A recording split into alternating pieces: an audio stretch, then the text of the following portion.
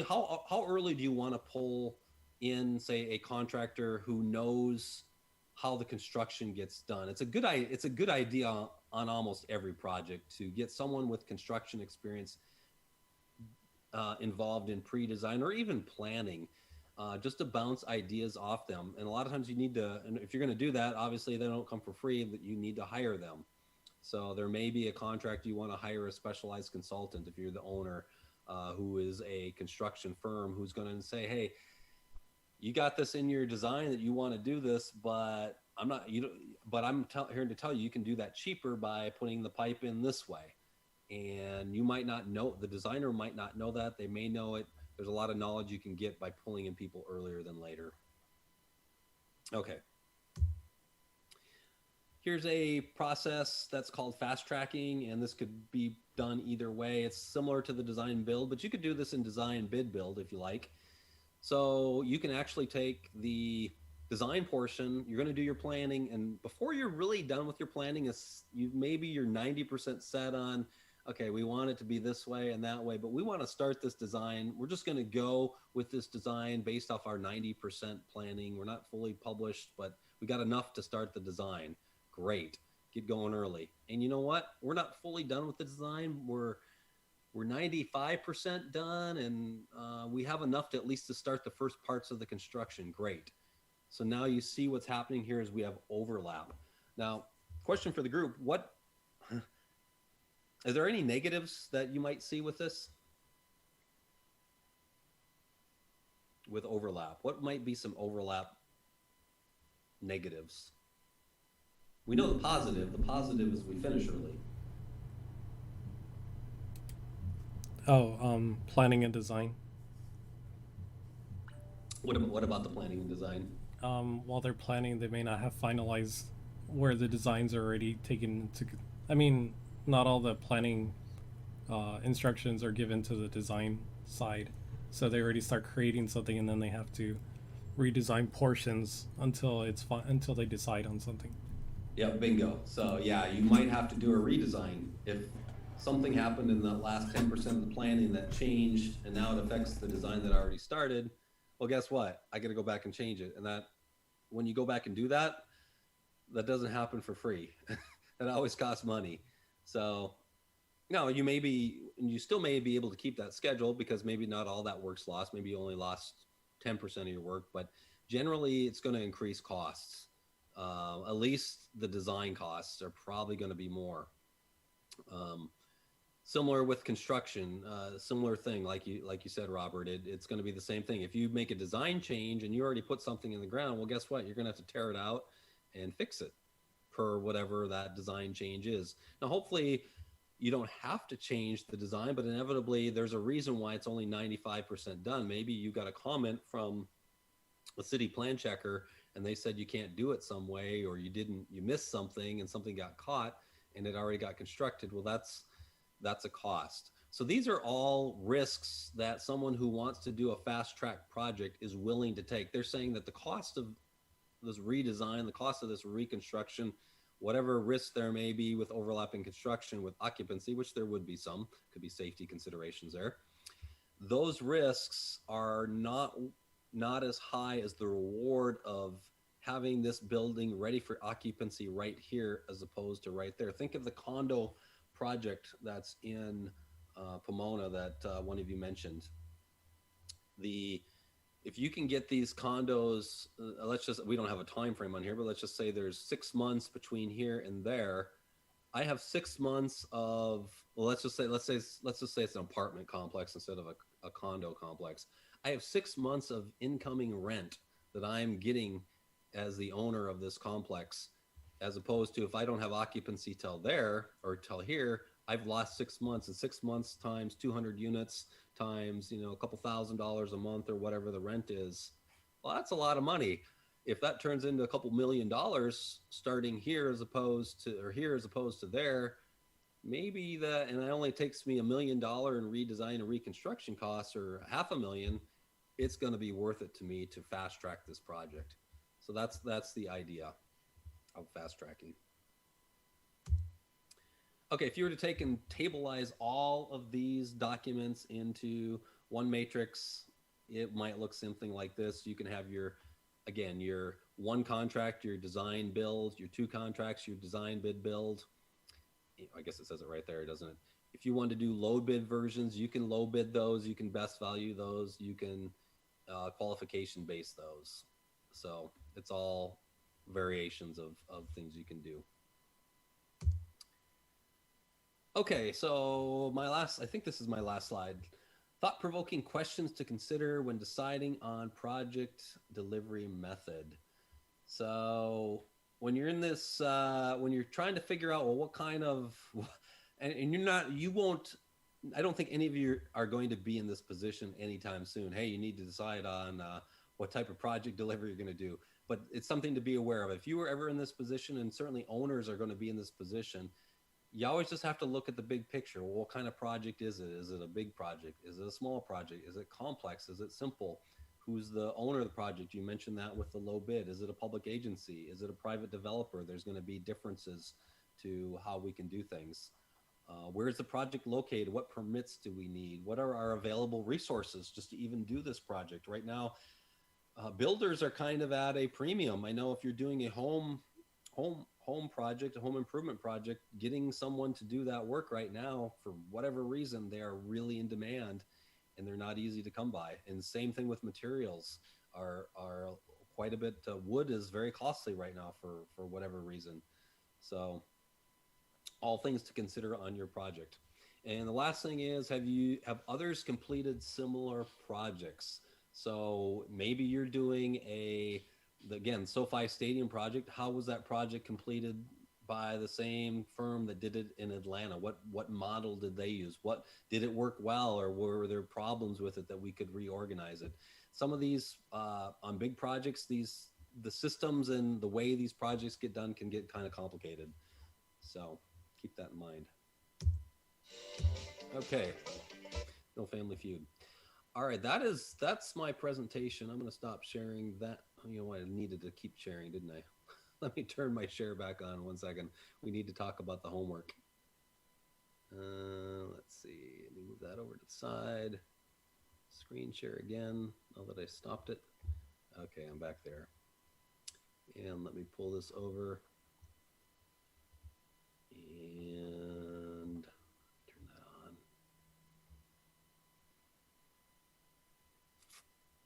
Okay, does anybody, before we get into looking at the week 2, we're just do a brief discussion of week 2 homework. Does anybody have any questions about anything? I hear nothing. Okay, great. So let's talk about the week 2 homework assignment, which I think I have here somewhere. Learning units. And we're on week 2. Does anybody have any question on the week 2 homework? Was it straightforward? Did you find it brutally hard to go through these requests for proposals and dig into them and find what information was being asked for? Or was it pretty straightforward? I will take silence as it was no problem. Oh, I had a little bit of difficulty understanding some of the terminologies, but I did look them up because on one they defined it and the other didn't, so I just cross-referenced the two. Okay, good. Was there anything specific that you had a question on, or as far as the terminology? No, I asked at work, but the other part Okay, is good. the orders are different depending on the city and the organization. Some I prefer, and others look a little bit rushed. Yep. Okay, good. So one thing, just kind of a big picture homework that just triggered in my head. I know there were a few of you that didn't get week 1 homework in. Typically, we don't allow late homework. I'm going to allow. I will give probably some level of a point deduction. Don't let yourself get too far behind on homework. But I will allow late homeworks. If it turns into a day or two, probably going to be a point off. If it turns into a week or two, it's probably going to be, a couple points off. If it turns into be much longer than that, don't push your luck. So I don't have necessarily a defined point system for late penalties, but it's only fair to those who get their homework in on time that I take some points off. So be sure to get your home. Don't let yourself get behind because this class goes fast. So, okay. So yeah, again, this was really good. Get comfortable with going through these. Hopefully that's what going through these proposals got you. I will, on the midterm, to kind of start looking at that just a little bit, which will be coming up. I did decide to move the midterm. Let me jump over there. I apologize for maybe jumping around a little bit here. I did decide to move the midterm, if it'll pull it up here in a reasonable time frame. Oh, it doesn't even show it. Probably because I'm on. Let me exit student preview.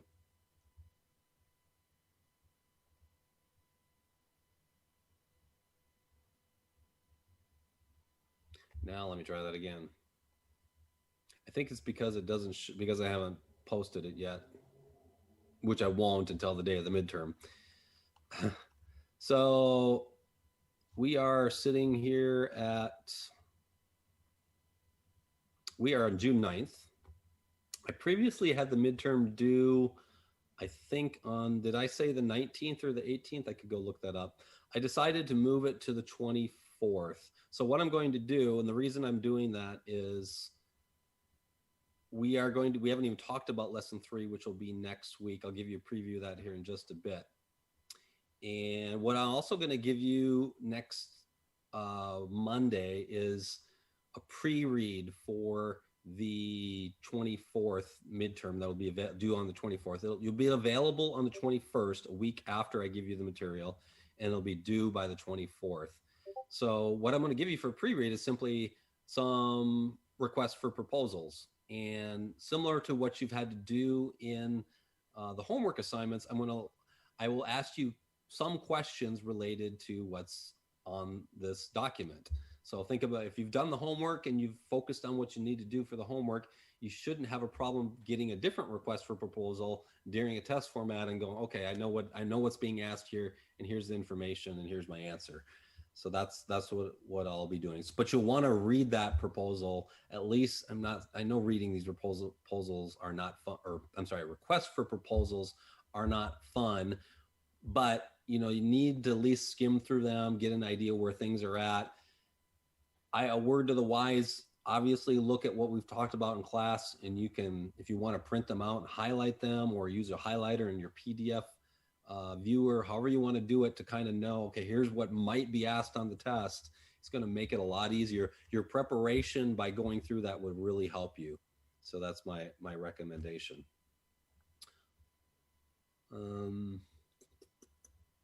Okay. Let's look over to next week's assignment, since we're running out of daylight here. Hi, Professor. I have a question related to the homework too. Yes. About the Glendale Burbank Street, that RFP. So the phase of the project delivery cycle is planning. I read planning, but in the proposal, it also talk about it requests the design draft. Is this also include the planning stage? Well, let's look at this one. So this one is City of Glendale Community Development Department request for proposals. I think the title is almost a dead giveaway. So you're asking what phases of the project would be included in the scope of work just for this RFP. So the title here says Glendale Burbank Regional Streetcar Feasibility Study.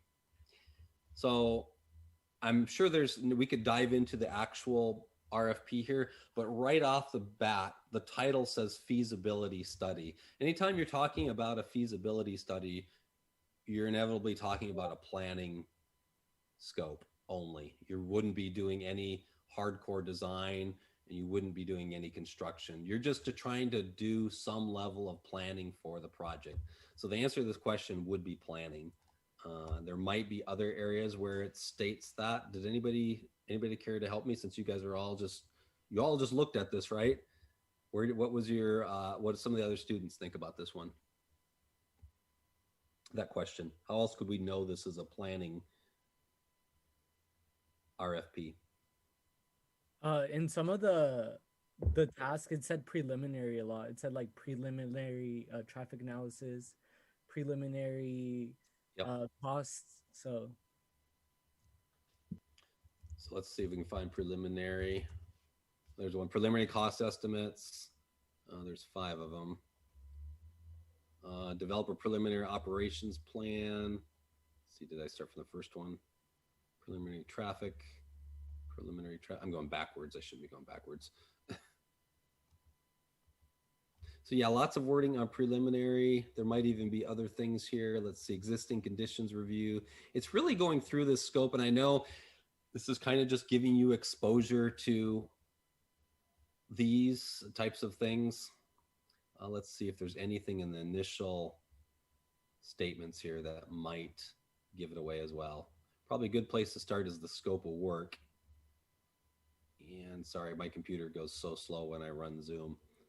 So explanation of the project. That's a good place to start. Obtain the services of a well-qualified project team led by a single consultant firm or a consultant team with experienced sub-consultants who are experts in their respective fields to develop I guess it's that feasibility study. And maybe, I know as students, you might not necessarily know what a feasibility study is. A feasibility, is this project feasible? And it's by definition, it's planning, but I'm just trying to see if they actually come out and say that clearer in another location. Let's just for fun, let's try the word plan. Oh, we're gonna find a lot of them. The planner, put this out. That's not what we're looking for. Planning assistant, planning assistant. Well, even that's kind of interesting because it's like the person who put this together is a senior transportation planner. So the planning department is actually the ones responsible for this proposal or request for proposal. Almost a giveaway there. Sometimes you got to look at these things with a careful eye. Professor, is the contract supposed to be showing? Oh, my bad. I'm not presenting my screen. Am I not sharing my screen? It is. It's just we see your home screen. Oh, I got the wrong one. Thank you. Wow, my bad. Sorry. Screen 2. Ah, there we go. My apologies. This whole time I've been looking through the proposal. You guys aren't following me because I had it on the wrong thing. Excuse me. Sorry about that. Thank you. So I was merely looking at the RFP here. So that's the answer to that question. And maybe I'm trying to see if there was another dead giveaway. Let me just search for planning instead. And sometimes they don't come out and say, hey, this is only covering the planning phase. It's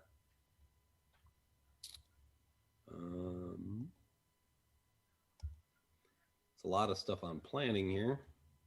But I think the other thing is, as you would go through this document, you're probably not going to find anything related to, we have a contract that covers design engineering. Here's the scope we want, final engineering plans and profiles. We're hiring a builder who's going to build. You wouldn't see any of that. Some of that is just knowing what's not here. So since I don't see anything discussing construction, nothing discussing final engineering or final design, those phases, certainly not occupancy. If you don't have those first two, you can't have the occupancy. You could rule all those out. So good question. Thank you, Professor. You got it. So the real purpose, I guess, with all these is getting you comfortable with looking at these RFPs. And later in the semester, you'll be looking at contracts. So let's jump over to, you will see, let me jump over there before I get ahead of myself. We have just a few minutes left here. And let's just quickly look at lesson 3. So So lesson 3, there's some readings and I'm trying to remember. Okay, so what you're going to do in lesson 3 is you got a couple things. First of all, there's 3 parts. First part is worth 5 points. Second part is worth 5 points. And the third part is preparing questions for class. It's worth no points, but if you don't do it, I will deduct points. So I guess it's worth negative. It could be worth negative points. So moral of the story is come up with a couple questions, which I may or may not have time to ask for. So the first part is this thing called selection process. I alluded to a little bit early in the class. You've been asked, or you've been given a proposal. Now that we had the request for proposal, and sometimes in the request proposal, it will define the selection process, as did this RFP that you read last week. So premise is you work for a professional engineer for the city, and you are tasked with choosing the best proposal for the Lambert Phase 2 project. Based on the RFPs from lesson 2, evaluate the 4 proposals and score them. Use the attached Excel spreadsheet. It is not formatted. So don't just turn in the Excel spreadsheet. I'm expecting you to take it and make it look professional. Again, everything I'm teaching in this class, I want you to be professional. Ignore costs for this. Your final submittal should be suitable for submitting to your public works director. Thus should be addressed to him, her, contain a brief summary of what you did. This will include the table and the spreadsheet and your recommendation. So here's 4 proposals that are based on the Lambert Phase 2 project. And let's look at this lesson 3 evaluation matrix that I gave you. I didn't leave myself enough time for this, but don't feel bad. There are times where in the past we didn't even go through a preview. So I've been really instituting going through a little bit of a preview of the homework assignment. So feel bad, but not too bad. Okay. So you're going to be looking at, I'm not asking you to look at all of them. Let me go back to, you need to take, evaluate the 4 proposals. You're going to, yeah, you will have to look at all 4.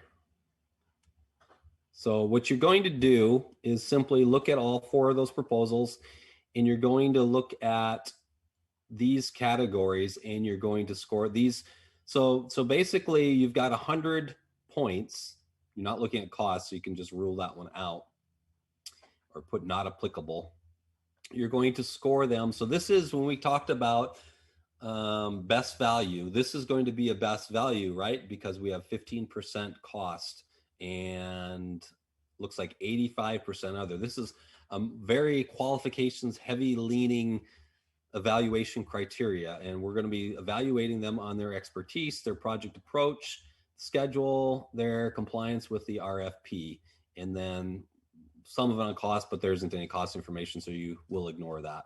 So you're going to go through here and say, they have a maximum of 25 points. This company 1 did this, company 2, I'm giving, whatever, 20. I'm going to give this company 2, 18. I'm going to give company 3, 15. Company 4 did great. They get a 25. They really had a great, I really like their expertise. Take this with a little, you don't need to read through everything super detailed. I'm not looking for perfection here. You're not experts at necessarily knowing which companies are great. I'm more interested in the process. At least look at it, give it the college try, if you will, and come up with some numbers. What did you notice anything about their proposals in relation to the RFP? A few comments wouldn't hurt. Company B has no experience or whatever. Okay. Company 1, no experience. Okay. Whatever comments you might have. It shouldn't take you forever just to kind of do a quick check. Again, more interested in the process here of understanding a selection process, selection criteria, and then reviewing these proposals, getting your eyes on these proposals. So that's number 1. And of course, making this look good. This is going to be written to your director of engineering, whoever that is for the city of whatever city it was this came from.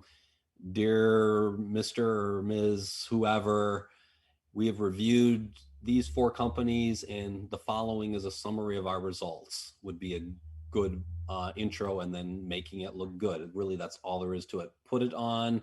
You can use your letterhead that you did for week 1 and week 2 assignments. It's okay. You don't have to try to put this on city letterhead. Just use your own company like you've been doing previously. Okay, back to the assignment. That's part 1. Part 2, as we're running out, I've got 3 minutes left here, is the premise is this is the exploding manhole cover. So there's a video that you're going to watch of a news broadcast after an LADWP exploding manhole cover occurred. There's lots of risks that could happen from a flying manhole cover. I gave you a couple risks, so we're getting into risk management. And I'm not going to go through, we're going to go through next week all the ins and outs of it. But the goal of the homework is to kind of get you into it a little bit so that we can, it'll mean more when we talk about it in class. So watch this video, use just your common sense logic to come up with what could happen in the event of an explosion. Someone could, flying cover could hit a vehicle, flying cover could damage property, someone could become injured. People could be traumatized. Whatever it could be, there's lots of things that could happen. Do your best to come up with a list of those and then rank them by probability. Risk equals probability times cost. So if you're going to do this under just giving them a high, medium, low, very low, you read the textbook. Of course, I'm trying to push you into reading the textbook and looking at this assignment. Should be clear once you start diving into that, but you'll go through and just give me everyone and use your best judgment. I'm not looking, did you nail all the risks perfectly? I'm not looking for you to do any research whatsoever on this. It's just using your common sense. What are the chances of this happening? So on and so forth. I think it'll become clear when you read the textbook and kind of look at this. Okay, and there's 4 parts to that, which go along with the textbook of brainstorming, evaluating a risk, and then assigning risk, probability, and cost to them, and then analyzing them. And last but not least is prepare a list of 2 questions for discussion in class. Sorry, I know I threw a lot at you. Any last questions? Professor, when it came down to citing inside my homework the sections of where I found the pieces of information to help me Sources. understand. Yep. Yeah. How did you want us to go about that in the paragraph? You mean like, you mean cross-referencing? Is that what you're talking about? Yeah, like when you say like in the article of section 2, is that okay? That's fine. I'm not particular on, as long as you reference it and it's a good idea to cite it. I'm more interested that you just provided some references. Like there were some on week 1 who didn't even list any references whatsoever. There were 2 references that you should have had for week 1. You had Greenwood's article and the ASC Code of Ethics. And some of you actually did other research, then you would list that. Whether or not it's a good idea to cross-reference. How you do it, I'm not going to be APA specific or any of that. If you just want to say see references, that's fine. Or if you want to do it a different way, I'm not particular on the formatting of that, as long as it's professional and neat. All right, thank you. You got it. Any last questions? We are out of time, but if there's any last question, I will certainly entertain it. Professor, for the Excel file, did you just want a screenshot of it and then attach onto the document, or do you want the Excel file?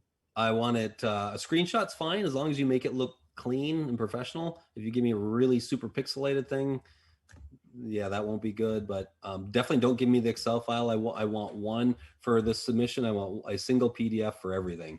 Don't give me more than one PDF. Give it all in one package. And then obviously if you're compiling a Word or whatever document you're using to insert the screenshot into, then it's going to be in there, but try to make it look good. So like here, I think I did a screenshot. Just try to get a high quality screenshot. I hope some of you don't try to use your phones to do homework assignments. And hopefully you all have personal computers, or at worst a laptop. If you have a laptop and a second monitor, that really helps when you're preparing documents. But I'll leave that up to you. Any other questions?